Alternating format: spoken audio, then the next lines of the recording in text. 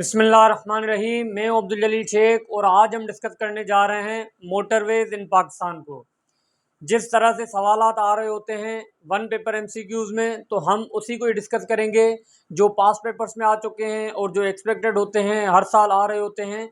तो उन्हीं सवालात को हम डिस्कस करेंगे यहाँ पे। वीडियो को एंड तक लाजमी देखिएगा और जिन्होंने हमारे चैनल को सब्सक्राइब नहीं किया, काइंडली चैनल को सब्सक्राइब करें ताकि इस तरह की और भी वीडियोज़ हम आप तक बआसानी पहुँचा सकें।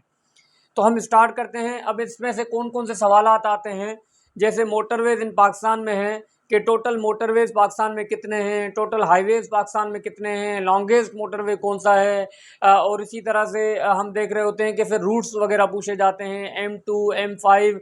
तो ये सारे जो है वो हम इस वीडियो में डिस्कस करेंगे।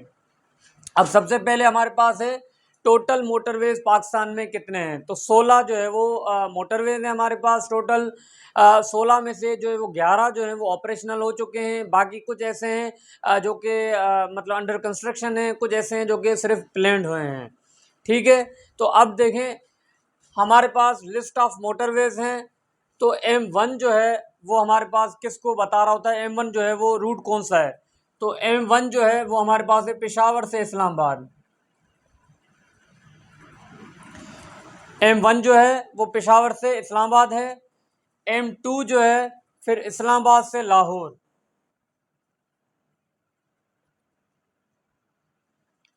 उसके बाद हमारे पास आता है M3। M3 जो है वो हमारे पास है फिर लाहौर से अब्दुल हकीम लिख रहा हूँ इस तरह से। फिर 4 जो है वो हमारे पास है पिंडी भटिया से मुल्तान। पिंडी भटिया से मुल्तान, ये M4 है, पिंडी भटिया से मुल्तान तक का है। फिर उसके बाद M5 है। M5 जो है वो हमारे पास मुल्तान से सखर तक का है। मुल्तान से सखर तक का है ये M5। उसके बाद हमारे पास M6। M6 जो है फिर वो सखर से हैदराबाद तक का है, जो कि मतलब पेंडिंग में 2015-2016 से जो है वो पेंडिंग में है, उस पर कोई अभी जो है वो काम नहीं हुआ।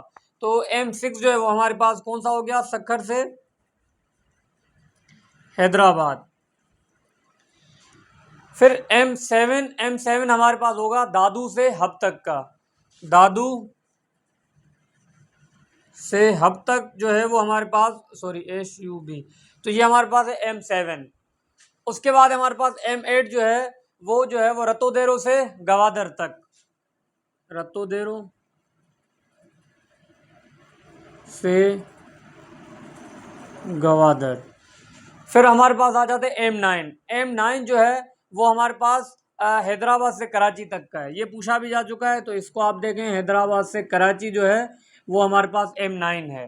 फिर M10 जो है कराची नॉर्दर्न बाईपास है। तो यहाँ पे मैं लिख देता हूँ कराची नॉर्दर्न बाईपास। उसके बाद M11 फिर जो है वो पंजाब में आ जाएंगे हम, लाहौर से सियालकोट।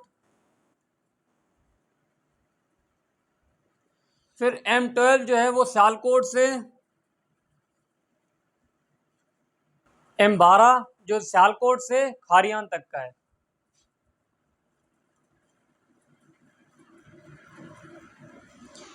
M13 ये जो है वो खारियान से पिंडी तक का है।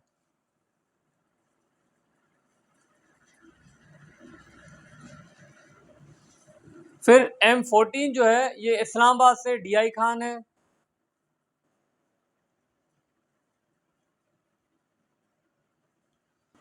M15 जो है वो हसन अब्दाल से थाकोट तक का है। हसन अब्दाल से थाकोट। M16 जो है वो सवाबी से चकदरा का है। सवाबी चकदरा। तो ये हमारे पास M16 जो है वो मोटरवेज हमारे पास हो गए, जिसमें हमने जो है वो सारे डिस्कस किए। M1 M2 M3 up to M16 तक जो है वो हमने यहाँ पे डिस्कस किए। आप यहाँ पे देख सकते हैं। तो इनको आपने याद रखना है, कोई भी आपसे जो है वो पूछे जा सकते हैं। सिंध में मतलब SPSC में ज़्यादातर जो पूछे जाते हैं वो सिंस से रिलेटेड भी पूछे जाते हैं, लेकिन बाकी पेपर्स में जो है वो फिर वो ओवरऑल कोई भी पूछ सकते हैं। उसके बाद ये सवालात जो इससे आते हैं वो ये आते हैं हमारे पास कि first time motorway was started in Pakistan in, तो ये स्टार्ट हुए थे 1997। और वो मोटरवे कौन सा था? वो था हमारे पास M2 मोटरवे। M2 मोटरवे का रूट क्या था हमारे पास? इस्लामाबाद से लाहौर। ठीक हो गया।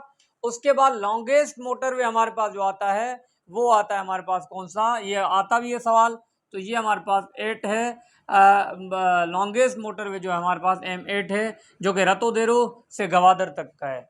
ठीक हो गया, जिसकी 700 प्लस 792 आई थिंक किलोमीटर जो है इसकी लेंथ भी है।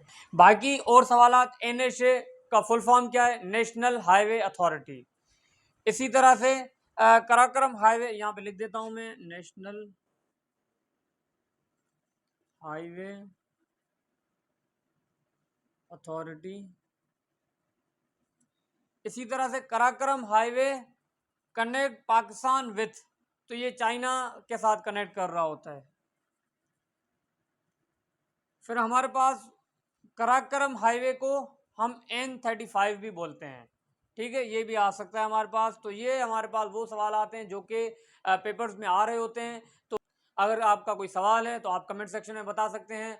लाइक करें, हमारे चैनल को सब्सक्राइब करें। फिर इंशाल्लाह हम दूसरे वीडियो में आपके साथ मिलेंगे। तब तक के लिए अपना ख्याल रखिएगा। अल्लाह हाफिज़।